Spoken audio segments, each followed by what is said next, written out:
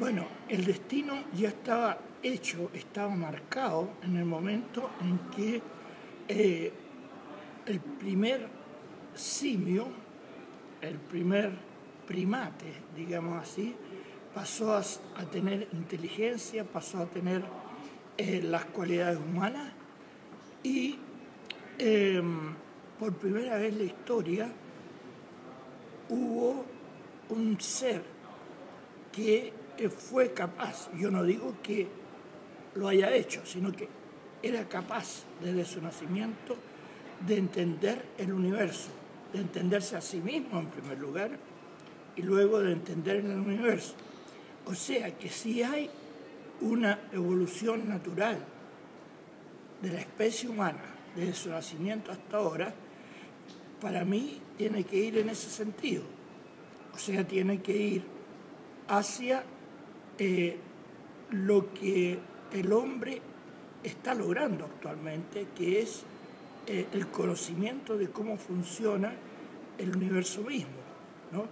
O sea, es el primer testimonio del universo, y esa no es cosa de poco, porque ningún animal, ni ser viviente, ni conocido que haya, ha logrado ese grado de conocimiento de, digamos, la materia misma donde nosotros estamos viviendo, donde todos estamos viviendo, la naturaleza y todo lo demás.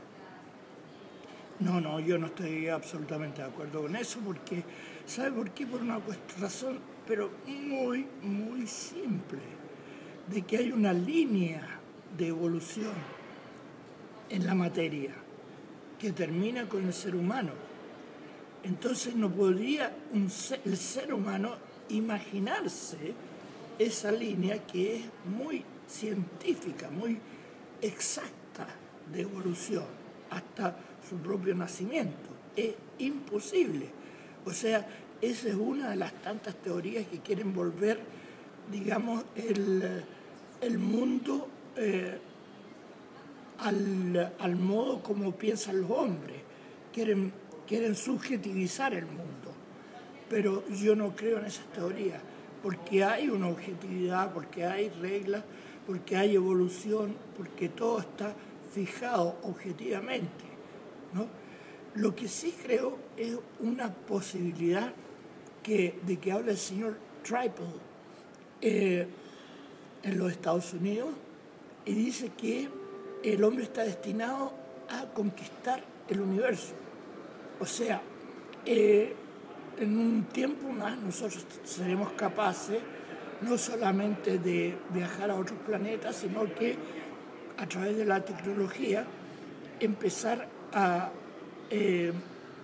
modificar el universo de modo de hacerlo más organizado y más apto a nosotros mismos. ¿Se fija? Si el señor Tripel dice que además nosotros seremos los dominadores de ese universo, lo haremos al modo nuestro, con la tecnología que se está desarrollando. Esa es una teoría un poco inmensista, se puede decir, pero es interesante. Sí. Sobre todo tiene, bueno, pero no en el sentido, digamos, de lo que se imaginan la gente que fuma marihuana y todo lo demás, ¿no? No es ese el sentido, no es que gracias a mis grandes pensamientos estoy influenciando en la materia, como ver los objetos y todo lo demás. Eso no es cierto. Lo que sí es cierto es de que el hombre tiene una gran capacidad de influenciar el organismo, los organismos, a través de sus psiquis, digamos así.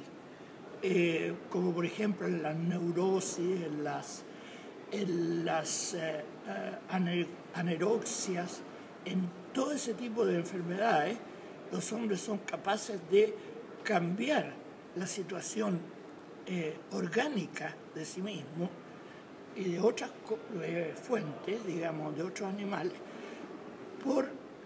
gracias al pensamiento, digamos. Pero más allá de eso, no hay una, digamos, una voluntad tremenda de un hombre iluminado que pueda absolutamente cambiar todo lo que existe en el mundo con el puro poder de su mente. Eso no existe. Sí, claro que sí. Claro que sí. Han habido muchos puntos de involución en la historia. Muchos, muchos. La Edad Media, por ejemplo, fue un punto de involución. Últimamente, en el siglo XVII, XVIII, hubieron puntos aislados de involución. Y creo de que si la gente no está en guardia, si la gente no cuida las cosas que hasta ahora ha conseguido, ya llámese ciencia, llámese tecnología, llámese estado de vida, digamos, el estilo de vida occidental, es posible que haya una involución, porque la involución puede ser simplemente una conquista de fanáticos de una civilización avanzada, que es muy posible que se dé, sobre todo con los movimientos de musulmanes desde Asia y desde África hacia el norte de Europa, porque ahí, digamos, hay una verdadera emigración de masa de musulmanes y van a influenciar tarde o temprano la cultura de esos países.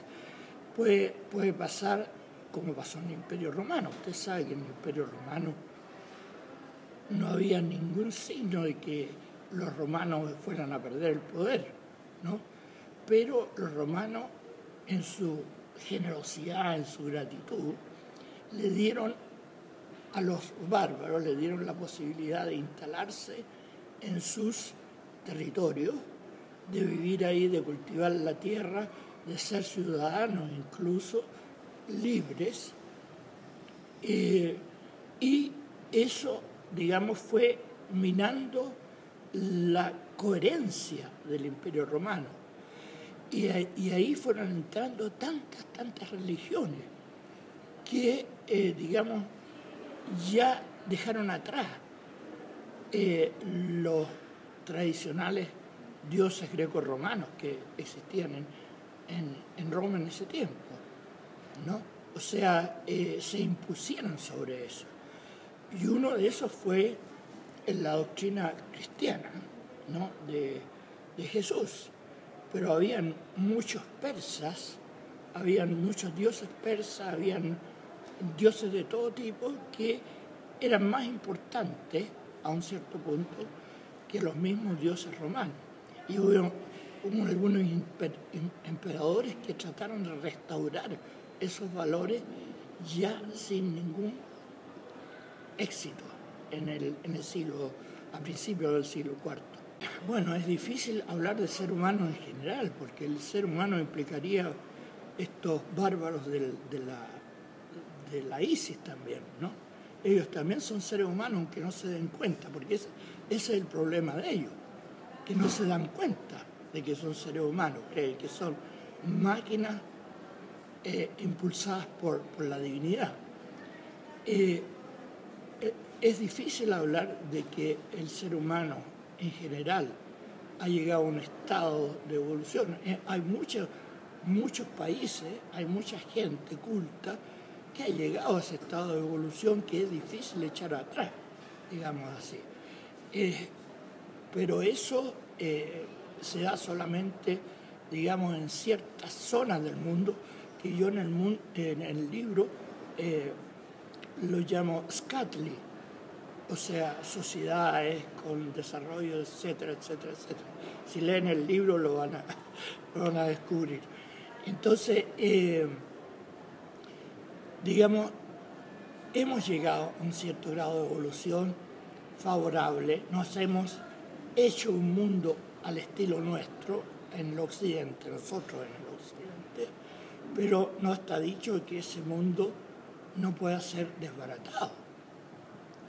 Es decir, hay que cuidarlo, hay que defenderlo, ¿no? Y hay que estar muy, muy atento a leer y seguirse renovando sobre los conceptos que se van dando, sobre las tecnologías que se van descubriendo. Sí, sí. Estoy trabajando en 2 o 3 proyectos, pero a los inicios, ¿no? Y uno de ellos tendría que ser un tercer libro de cosmología, porque primero está el libro que les entregué a ustedes primero, es decir, del Homo al hombre, después está el pensamiento del siglo XXI, y ahora el proyecto con el cual quiero seguir es el proyecto justamente este de las religiones, de ver hasta qué punto, digamos, la religión está presente en la vida de los seres humanos y hasta qué punto se podría superar una religión. Bueno, la educación es muy importante, pero la palabra educación realmente se presta para muchas ambigüedades, ¿eh? Es decir, la genética es como dada por sabida, que nosotros tenemos ciertas genes, ciertas capacidades, digamos así, todos los seres humanos, de llegar a entender, a captar el universo, a organizarlo, etcétera, etcétera. Eso ya se da por sentado y es muy importante, pero es más importante, desde luego, digamos, la gestión que hacen los seres humanos, el pensamiento que hacen los seres humanos sobre qué significa el mundo en que están viviendo. O sea, si eso se podría llamar educación. El entorno y la educación es importante, en el sentido que lo dice usted. El entorno es muy importante, es mucho más importante que la genética, porque la genética es simplemente la base de lo que uno puede aprender o lo que uno puede.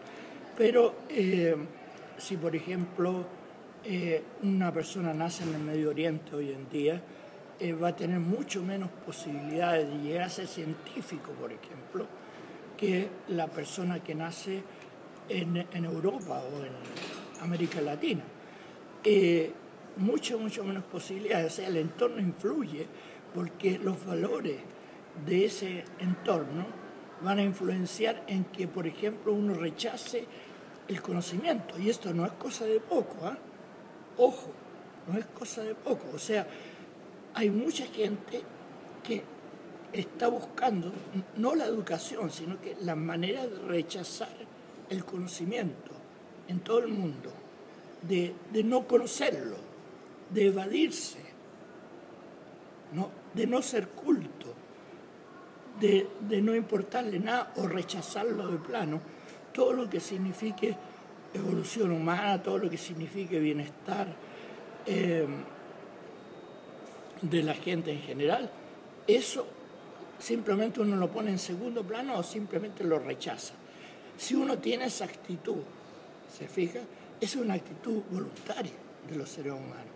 Si uno tiene esa actitud, entonces ahí se ve de que el entorno es mucho más importante que cualquier cosa, ¿se fija?